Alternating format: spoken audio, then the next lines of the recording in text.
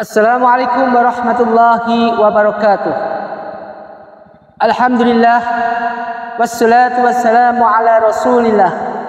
La hawla wa la quwwata illa billah. Asyhadu an la ilaha illallah wa asyhadu anna Muhammadar Rasulullah.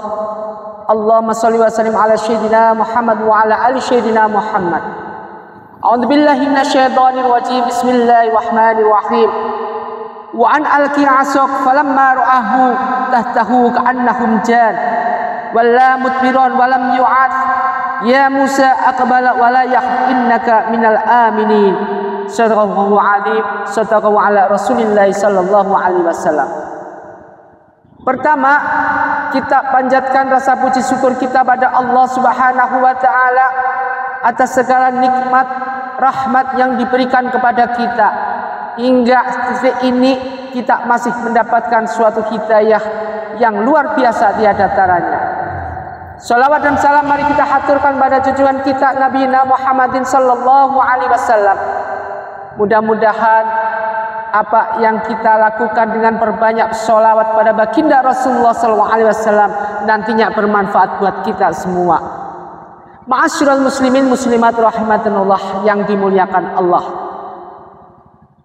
Kita tahu bahwa di mana-mana sekarang lagi gencar-gencarnya dengan budaya-budaya barat, di mana budaya barat itu masuk ke Indonesia, masuk ke timur, bukan hanya Indonesia saja, tetapi di mana-mana yang intinya adalah memerangi daripada apa yang sudah diajarkan dalam Al-Quran ini.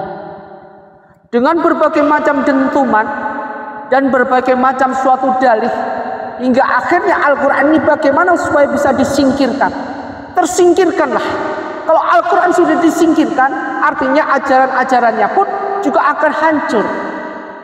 Kita sebagai generasi hamba Allah, sebagai generasi yang menjadi umat baginda Rasulullah SAW, yang meneruskan perjuangan para ulama, maka jihad kita adalah apa?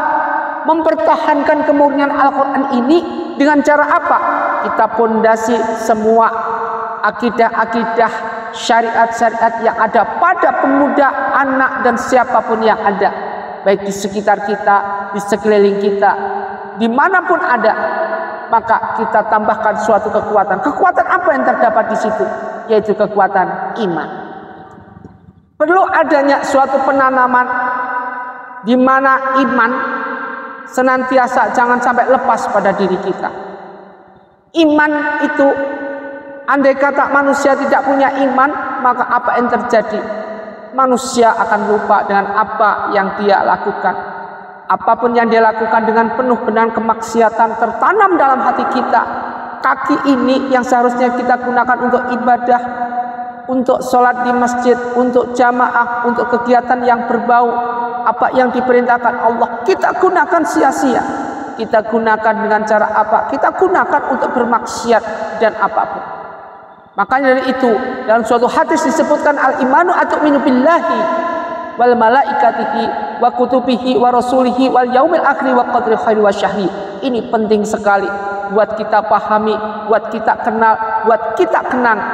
Bukan dikenang lagi, tetapi dimasukkan ke dalam hati. Kita tanamkan suatu rasa iman. Yang pertama adalah iman, di mana rukun iman itu ada 6. Satu adalah al-imanu atu'minu billahi. Pertama adalah iman kepada Allah. Bagaimana kita bisa iman kepada Allah? Sementara inna sholati wa nusuki wa mahyaya wa mamati, sholat kita sudah tidak pernah mencerminkan lagi. Sholat kita sudah amburadul. Tidak pernah kita sholat dengan tartil alias tertib, alias sesuai dengan apa yang dianjurkan oleh Allah. Sholat zuhur, kemudian sholat asar, sholat maghrib, isya, subuh kagak pernah. Asar, zuhur malah ditinggalkan dengan kesibukan-kesibukan yang ada, sehingga manusia lupa dengan apa yang telah diperintahkan pada dirinya. Apa yang telah ditakdirkan pada dirinya sudah enggak lagi tertanamkan atau terviruskan pada diri kita. Kalau udah hati ini tidak kena virus iman, maka yang terjadi adalah suatu kebrutalan. Kita buta. Buta apa? Buta dengan perintah-perintah Allah. bagaimana menjalankan perintah Allah tidak pernah lagi tersingkirkan dalam diri kita. Yang terjadi adalah kita menjalankan perintah-perintah iblis. Jurang kemaksiatan kita besarkan. Minum-minuman khamr adalah suatu hal yang wajib. Kita sesuatu hal makan yang sudah diharamkan oleh Allah, suatu hal yang halal. Ini yang harusnya kita perangi, yang harusnya tugas kita untuk memerangi dalam hal yang berbau menjauhkan akidah dan syariat kita.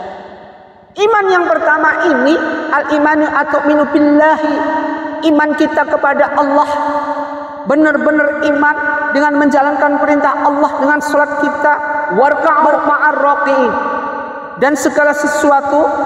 Kemudian kita sholat kita, sujud kita, rukuk kita bersama orang-orang yang rukuk, jangan sampai ditinggalkan. Apapun yang terjadi dalam sholat ini, ada suatu gerak-gerakan doa-doa di dalam ibadah sholat, merupakan doa kita pada Allah Subhanahu Wa Taala. Allah nggak butuh apapun dari kita. Apa dengan kita sholat kemudian menggugurkan posisi Allah terhadap ini? Tidak ada. Sekali Allah Maha Ahad, tetap Allah Maha Ahad. Sholat yang kita lakukan karena butuhnya kita, bukan karena apa? Karena kita yang butuh. Sholat yang kita lakukan adalah unek-unek kita, permohonan kita pada Allah Subhanahu Wa Taala, bukan yang lain. Maka dari itu, sholat suatu hal yang benar-benar nomor utama. Yang selanjutnya setelah kita mengenal Allah, iman kepada Allah, al-imanu atu'minu billahi wal malaikatihi, iman kita kepada malaikat, dengan adanya malaikat-malaikat yang diciptakan oleh Allah, kita iman dengan keberadaan malaikat. Kalau kita sudah tahu dengan adanya malaikat penjaga neraka, malaikat penjaga surga, malaikat yang mencatat amal baik kita kanan kiri, raqib dan atid, kemudian malaikat yang menanjerikan suatu pertanyaan di alam kubur, mungkar dan nangkir, semua itu Allah set, Allah ciptakan untuk siapa? Untuk manusia yang tidak taat dalam perintah Allah. Untuk hamba Allah yang taat dalam perintah Allah, maka semuanya akan lepas. Semuanya akan lepas. Semuanya akan terlewatkan dengan fitnah-fitnah kubur seperti ini. Maka dari itu, malaikat itu juga hamba Allah. Sebagaimana kita seperti ini. Jadi malaikat itu nanti suatu saat akan mati juga. Dicabut juga nyawanya. Sama dengan kita ini. Di saat nanti yang paling terakhir adalah malaikat penjabut nyawa. Ini nanti paling terakhir matinya. Maka dari itu kita sebagai hamba Allah, sebagai manusia yang paling sempurna, seharusnya bisa sesempurna apa yang sesuai dengan tujuan Allah ciptakan manusia sempurna. Tapi nyatanya beda. Kita manusia sempurna, tapi sempurnanya enggak ada. Wa may yatawakkal 'ala Allah fa huwa hasbuh. Tawakal kita enggak ada. Bagaimana kebutuhan kita dipenuhi? Enggak ada sama sekali. Yang ketiga, wa kutubihi, dan iman pada kitab. Dengan adanya kitab ini, kitab apa yang sudah diberikan pada umat Muhammad, yaitu kitab apa yang kita pelajari, yaitu Al-Quranul Karim. Dengan kitab Al-Quranul Karim ini, maka ini adalah suatu hal, dengan kitab adalah merupakan tuntunan kita, perintah-perintah kita untuk menjalankan perintah Allah Subhanahu wa Ta'ala. Semuanya diberitakan, semua diceritakan, semua dituliskan dalam Al-Quranul Karim. Al-Quran ada suatu penyempurna daripada kitab-kitab sebelumnya. Dari mulai Zabur, Taurat, Injil, kemudian Al-Quran menyempurnakan dari semua yang ada dalam kitab-kitab sebelum Al-Quran. Maka dari itu, iman kita kepada Al-Quran, kepada kitab ini adalah suatu hal yang paling utama. Bagaimana kita bisa taat pada Allah, sementara kita iman pada kitab aja nggak bisa memahami. Al-Quran kita gunakan sebagai mainan, bukan sebagai hal yang nomor satu. Seharusnya Al-Quran ini kita gunakan suatu hal yang nomor satu, nomor wahid untuk kita pelajari, kemudian kita koncei bersama-sama, kemudian ditafsirkan, kemudian direalisasi dalam kehidupan sehari-hari. Ini yang paling penting, bukan untuk dilihat saja, bukan untuk ditonton saja. Marilah kita senantiasa bersyukur pada Allah Subhanahu wa Ta'ala atas segala rahmat dan hidayah yang diberikan kepada kita, sehingga kita bisa memahami Al-Quran, sehingga kita bisa menafsirkan Al-Quran, bukan ditafsirkan saja, realisasi, wujudkan dalam kehidupan kita sehari-hari. Yang keempat, wa rasulihi, iman kepada Rasul. tiap hamba Allah itu mempunyai nabinya sendiri-sendiri, mempunyai rasulnya sendiri-sendiri. Mulai dari Nabi Adam, kaumnya Nabi Nuh, kaumnya Nabi Musa alaihissalam, kaumnya Nabi Isa alaihissalam, dan terakhir adalah kaumnya dari Nabi Baginda Rasulullah SAW.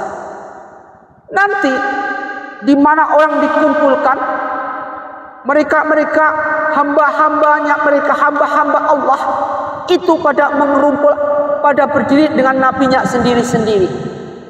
Jadi misalkan umatnya Nabi Nuh, dia ngumpul untuk jadi satu dengan Nabi Nuh. Nabi Ibrahim ngumpul jadi satu. Nabi Isa ngumpul sampai Nabi Isa. Nabi Musa ngumpul Nabi Musa alaihissalam. Pada waktu itu mereka minta syafaat pada nabinya masing-masing. Umatnya Nabi Musa minta syafaat kepada Nabi Musa alaihissalam. Tetapi nabi-nabi mereka ini menolak untuk dimintai syafaat. Beda dengan umatnya baginda Muhammad SAW. Umat baginda Rasulullah SAW berkumpul semua, kemudian meminta syafaat. Rasulullah memberikan syafaat, memberikan pertolongan. Maka Rasulullah SAW nabi yang paling care, nabi yang paling peduli dengan umatnya dibandingkan nabi-nabi yang lain. Ingat, kalau nabi dulu, Nabi Musa alaihissalam, Nabi Isa alaihissalam, ketika dia diberikan mukjizat oleh Allah Subhanahu wa taala, apa yang dia kehendaki langsung turun. Membelah laut, langsung belahlah laut itu. Dengan lautan merah dibelahlah atas izin Allah Subhanahu wa taala yang merupakan mukjizatnya. Beda dengan Nabi Musa, Nabi Muhammad SAW dengan Nabi Musa, Nabi Isa, beda semua. Kalau Nabi kita, Nabi akhir zaman, Nabi baginda Muhammad SAW ini adalah dia ketika dia dimusuhi orang justru didoakan. Kalau Nabi dulu, Nabi Musa ketika dimusuhi orang langsung minta sama Allah, kemudian orang itu dilaknat, kemudian orang itu dihukum, langsung mendapatkan. Nabi Muhammad SAW beda. Ketika musuhnya menghantam giginya sampai giginya rontok, Nabi Muhammad SAW malah mendoakan, semoga ya Allah kau buka pintu hatinya orang yang seperti itu. Pernah suatu saat malaikat Jibril sampai marah. Malaikat Jibril sampai ingin, ya Rasulullah, apa yang harus kami lakukan? Apa perlu saya hancurkan mereka yang menghancurkan atau mereka yang memusuhi Muhammad SAW? Jawab baginda Rasulullah SAW adalah apa? Tidak perlu Jibril, tidak perlu. Itu semua umatku. Aku sayang dengan umatku. Inilah kecintaan baginda Rasulullah SAW kepada umatnya. Syafaat baginda Rasulullah SAW merupakan suatu syafaat yang senantiasa kita nantikan, senantiasa kita rindukan. Kasih sayang baginda Rasulullah SAW pada umatnya kita nantikan. Makanya perbanyak sholawat sehari 1000 kali, insya Allah kita akan dapatkan syafaat. Syafaat di dunia dapat, syafaat di akhirat dapat. Satu sholawat dan untuk baginda Rasulullah SAW Allah berikan 10 syafaat dari Allah Subhanahu wa taala. Makanya disebutkan innallaha wal malaikatahu yusholluna 'alan nabi ya ayyuhalladzina amanu shollu 'alaihi wasallimu taslima. Ini penting sekali. Penting untuk dikaji bahwa bedanya Nabi Muhammad SAW dengan Nabi sebelum Rasulullah SAW beda jauh. Apapun yang terjadi, siapa yang masuk pintu surga pertama kali? Bukan Nabi Isa, bukan Nabi Adam, bukan. Yang membuka pintu pertama kali adalah siapa? Pintu surga baginda Rasulullah SAW. Kemudian siapa yang berani menanggung separuh daripada sakaratul maut itu?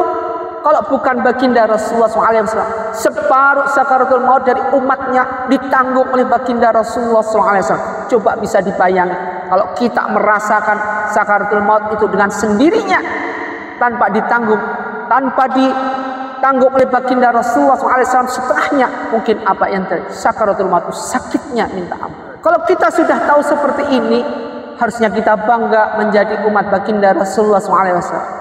Pernah ada kaumnya Nabi sebelum baginda Rasulullah SAW pingin hidup, andai kata ya Allah ya Rabb, andai kata kau izinkan aku hidup lagi, aku pingin hidup sebagai umat baginda Rasulullah SAW. Kita yang sekarang sudah menjadi umat baginda Rasulullah SAW, Nabi kita Rasul yang memberikan risalah buat umatnya, menuntun segala hal yang bagus, memberikan suri tauladan yang bagus, memberikan sunnah dan segalanya. Terus kenapa kita sekarang tidak pernah berinspirasi diri kita untuk bangga menjadi umat baginda Rasulullah SAW? Bahkan sekarang Rasulullah kita campakkan, nama harum baginda Rasulullah SAW dalam hati kita senantiasa tidak pernah kita bayangkan. Yang kita masukkan dalam kehidupan kita hanya suatu kemaksiatan, kehidupan dunia yang melupakan sholat, yang melupakan Nabi, yang melupakan Rasul kita ini. Ma'asyiral muslimin muslimat rahimatullah. Begitu biadabnya kita menjadi umat baginda Rasulullah SAW yang tidak kenal dengan baginda Rasulullah SAW. Begitu cueknya kita menjadi umat baginda Rasulullah SAW, tetapi kita tidak mau tahu siapa baginda Rasulullah SAW. Yang kita inginkan hanya satu, ingin mendapatkan keuntungan sendiri, kehidupan di dunia seperti surga, kemudian mintanya nanti di surga langsung masuk sana. Tidak bisa. Kehidupan di dunia yang sifatnya fata morgana, ketika kita mendapatkan ujian dari Allah Subhanahu wa Ta'ala, kita bisa lepas atau tidak, kita bisa melewati atau kagak. Kalau kita tidak bisa melewati, maka jangan kita berangan-angan, berandai-andai menjadi penghuni surga nanti. Bahkan Rasulullah SAW bahkan dia nggak mau memberikan dan nggak mau mengaku kita sebagai umatnya. Ada beberapa yang kemarin kita sudah bahas bahwa baginda Rasulullah SAW tidak mau mengakui umat baginda Rasulullah SAW sebagai umatnya. Jangan sampai kita terlibat dalam suatu hal yang merupakan bagian daripada umat baginda Rasulullah SAW yang tidak diakui umat baginda Rasulullah SAW. Maka dari itu, perbanyak kita zikir, perbanyak kita dalam bersolawat, perbanyak senantiasa kita barisan kita ini tidak pernah henti-hentinya dalam bersolawat. Mari kita ajak keluarga kita masuk dalam suatu majelis sholawat, masuk dalam suatu majelis tausiah dengan semangatnya, dengan binarnya kita untuk senantiasa mengingat dan mengenang baginda Rasulullah SAW. Yang kelima, iman pada hari kiamat, di mana pada waktu hari kiamat nanti merupakan di semua dihancurkan, apapun dihancurkan. Semua tidak ada yang hidup, udah mati semua. Kita iman tidak sama hari kiamat, dengan adanya hari kiamat. Kita lihat aja, kiamat itu ada dua, kiamat sughra dan kiamat kubra. Kiamat sughra ada suatu kiamat di mana matinya seorang dari alam dunia menuju alam barzakh. Ini kiamat kecil. Sedangkan kiamat kubra hancurnya alam semesta ini. Maka dari itu, semoga kita beruntung tidak mengalami dengan keberadaan kiamat kubra ini. Bahkan Allah Subhanahu wa Ta'ala akan mengambil hambanya yang masih punya iman meskipun sebesar biji sawi. Sampai sebesar biji sawi pun diambil nyawanya sebelum kiamat kubra itu datang. Maka dari itu sayangnya Allah kepada hambanya, Masya Allah. Tetapi kita tidak pernah sayang pada Allah Subhanahu wa Ta'ala. Kenapa? Karena kita pada dasarnya selalu sombong di hadapan Allah Subhanahu wa Ta'ala. Jangan sampai kita terdeteksi menjadi hamba Allah yang senantiasa tidak pernah ingat Allah Subhanahu wa Ta'ala. Yang terakhir, jadi tadi al-imanu atu'minu billahi wal malaikatihi wa kutubihi wa rasulihi wal yaumil akhir wa qadri khairi wa syahri. Kita iman dengan takdir Allah Subhanahu wa Ta'ala. Kalau kita sudah dikehendaki akan mendapatkan syafaat, akan mendapatkan hidayah dari Allah Subhanahu wa Ta'ala, bekas preman pun bisa menjadi seorang kiai, bisa menjadi seorang ulama. Bahkan mereka-mereka yang golongan ulama belum tentu akan masuk surga. Kenapa? Karena mereka rata-rata di dalam mengkaji, di dalam dirinya diangkat sebagai seorang kiai, tidak bisa mengayomi umatnya. Ini yang perlu dipelajari, ini yang perlu dicetuskan, ini yang perlu benar-benar kita kaji. Makanya sekarang sering jangan kita mengolok-olok orang. Apapun tingkatan antum, ketika antum mengolok-olok orang, antum tidak akan mati sebelum antum menjalani apa yang antum olokkan. Suatu misal, si fulan penipu, kita ngolok-ngolok menjadi orang itu menjadi penipu, kita tidak akan mati sebelum kita menjadi penipu juga. Ini hukum dunia, belum lagi nanti hukum di akhirat. Maka dari itu, marilah dengan iman kita pada Allah, dengan al-imanu atu'minu billahi wal malaikati wa kutubi wa rusuli wal yaumil akhir wa qadri khairi wa syarri ini kita jadikan tameng utama, kita jadikan tameng yang paling utama yang bisa menutupi hati kita, untuk senantiasa ditutupi hati kita dengan segala kemaksiatan yang ada, dengan segala suatu hal yang di luar daripada apa yang diperintahkan Allah Subhanahu wa taala. Kita tutup semua yang berbau maksiat, ditutup semua yang berbau tidak menjalankan ibadah, kita jauhkan. Kita kumpulin para ulama, kita perbesar iman kita, kita jadikan diri kita senantiasa sebagai hamba Allah yang cinta Baitullah, sebagai hamba Allah yang sayang dengan segala sesuatu yang ada, sayang banget dengan adanya apa yang Allah perintahkan kepada kita. Sering terjadi, sering diingetin, kita sering sekali, bahkan satu hari bisa 6 kali diingetin, tetapi pada dasarnya manusia sifatnya congkak, sifatnya manusia sombong, tidak mau tahu apapun yang sudah diperintahkan dengan jelas maka tidak pernah dijalankan lagi. Sebenarnya sudah jelas, salat tanha 'anil fahsya wal munkar, sudah jelas di situ sebutkan bahwa salat itu mencegah dari perbuatan keji dan mungkar, sudah semua dijelaskan. Tetapi manusia senantiasa selalu melangkah ke dalam jenjang kemaksiatan. Kenapa? Karena iblis masih ada di sekitar kita. Karena iblis selalu ada dalam tubuh kita. Ribuan, bahkan ratusan ribu. Ma'asyiral muslimin muslimat rahman, perbanyak kita istighfar, perbanyak kita bertasbih pada Allah Subhanahu wa taala.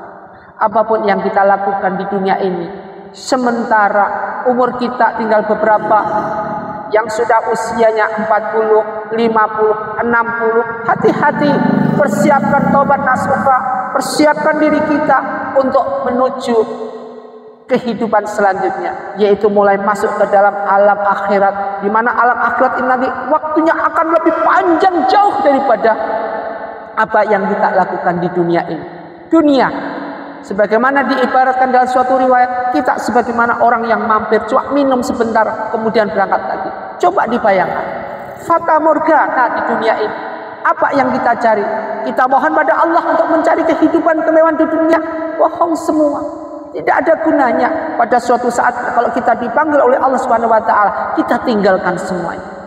Ma'asyiral muslimin muslimat rahmah, marilah kita bertasbih pada Allah Subhanahu wa taala. Subhanallah walhamdulillah wala ilaha illallah wallahu akbar. Subhanallah walhamdulillah wala ilaha illallah wallahu akbar. Subhanallah walhamdulillah wala ilaha illallah wallahu akbar. Semoga bermanfaat dalam pencerahan bimbingan amalan tiap hari seperti ini, bermanfaat buat kita, kemudian kita jalankan. Jangan diambil apa-apanya, ambil ilmunya, ambil apa yang ditemakan tiap adanya tausiah, ambil itu, kemudian kita realisasi dalam kehidupan sehari-hari. Semoga bermanfaat. Satu ilmu sudah cukup buat kita kalau kita realisasi. Buat apa banyak ilmu kalau pada dasarnya, buat apa kita pelajari banyak sekali ilmu-ilmu kalau pada dasarnya kita tidak bisa mengamalkannya? Percuma. Mereka-mereka yang banyak ilmunya, begitu banyak ilmunya, pulang dari pondok pesantren tidak pernah diamalkan, tidak pernah diajarkan kepada mereka yang membutuhkan. Buat apa semua itu kita pelajari?